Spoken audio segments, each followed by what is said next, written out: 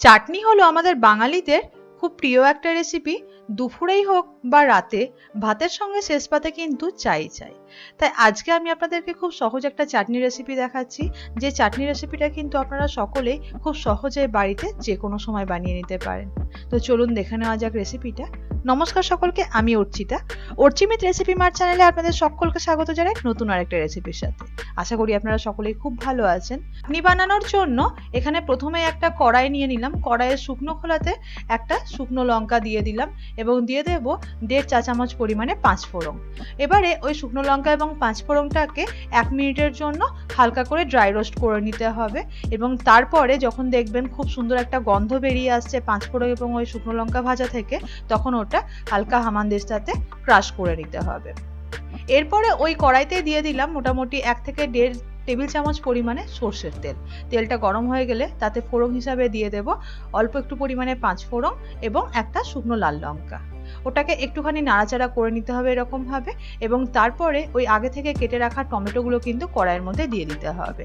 আমি এখানে মোটামুটি ওই 1 কেজি পরিমাণে মিডিয়াম সাইজের টমেটো নিয়ে নিয়েছি। আর টমেটোগুলোকে না এরকম ছোট ছোট করে কুচি করে নিয়েছি, তাহলে গলতে কিন্তু খুব বেশি সময় নেয় না।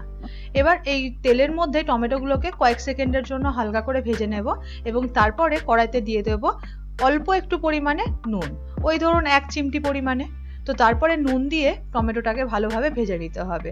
আর যেই না নুন দেব তখন কিন্তু টমেটোটা গলতে শুরু করবে।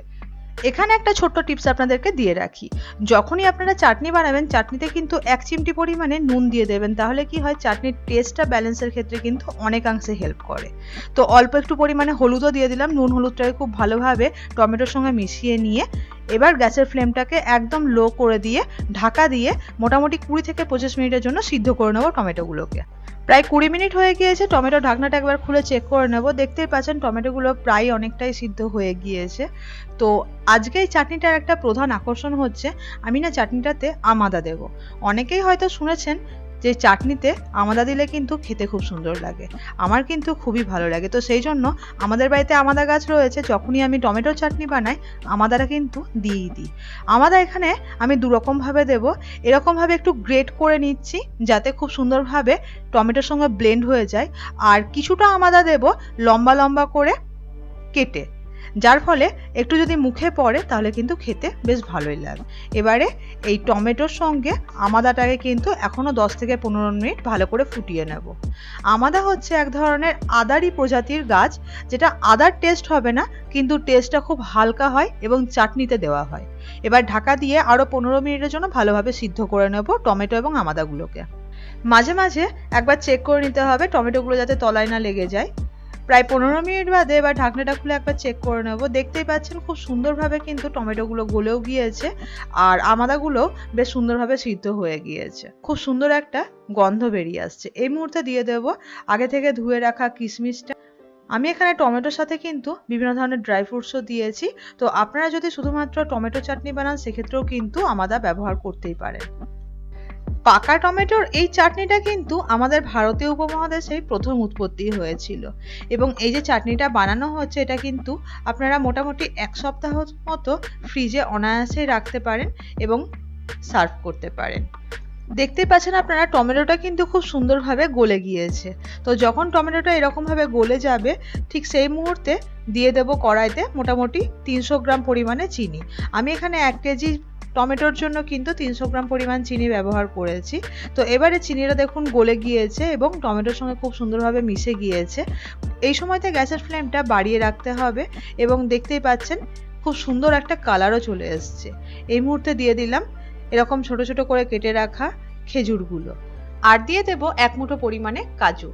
এবারে ওই কাজু এবং খেজুরগুলোকে কিন্তু খুব ভালোভাবে চাটনির সঙ্গে মিশিয়ে নিতে হবে। আর এই মুহূর্তে কিন্তু গ্যাসের ফ্লেমটা হাই রয়েছে। তো এইভাবেই চাটনিটা আস্তে আস্তে তৈরি হয়ে যাবে। টমেটো চাটনিতে কিন্তু আমসত্ত্ব দিলে খেতে বেশ ভালোই লাগে। তো বাড়িতে এর আগের বছর আমি অনেকগুলো আমসত্ত্বই বানিয়েছিলাম। তো সেই আমসত্ত্বগুলো এরকম ছোট ছোট করে টুকরো করে কেটে নিলাম।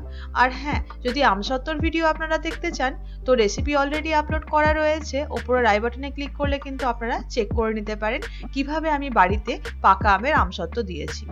তো আমসত্ত্বগুলো দিয়ে কিন্তু এভাবে ফুটিয়ে নিতে হবে। আর আমি চাটনির টেস্টটাকে আরো বেশ কিছুটা এনহ্যান্স করার জন্য দিয়ে দেবো অল্প একটু পরিমাণে এরকম তেঁতুলগুলো কিন্তু আমি এখানে এই তেঁতুলের খোসাগুলো কিন্তু আমি ছাড়াইনি, এরকম ভাবে সব সমেতই দিয়ে দিলাম চাটনির মধ্যে। এবারে এই টক জলটাকে চাটনির সঙ্গে ভালোভাবে মিশিয়ে নিতে হবে। আর এই সময়তে কিন্তু গ্যাসের ফ্লেমটা অফ করে দিয়েছি। প্রথমে যে শুকনো কড়াইতে শুকনো লঙ্কা এবং পাঁচফোড়নটা ভেজে নিয়েছিলাম, ওইটাই গুঁড়ো করে নিয়েছিলাম এবং ওই মশলাটা 1 চামচ পরিমাণে উপর থেকে দিয়ে দিলাম। তৈরি হয়ে গেছে আমাদের আজকের রেসিপি চাটনি। আশা করছি আপনাদের ভালো লাগলো রেসিপিটা। যদি বাড়িতে আপনারা বানিয়ে থাকেন কেমন লেগেছিল অবশ্যই কমেন্ট বক্সে লিখে জানাতে ভুলবেন না। যদি ভালো লেগে থাকে লাইক এবং শেয়ার করবেন। গরম গরম ভাতে শেষ পাতে সার্ভ করুন ঠান্ডা ঠান্ডা চাটনি।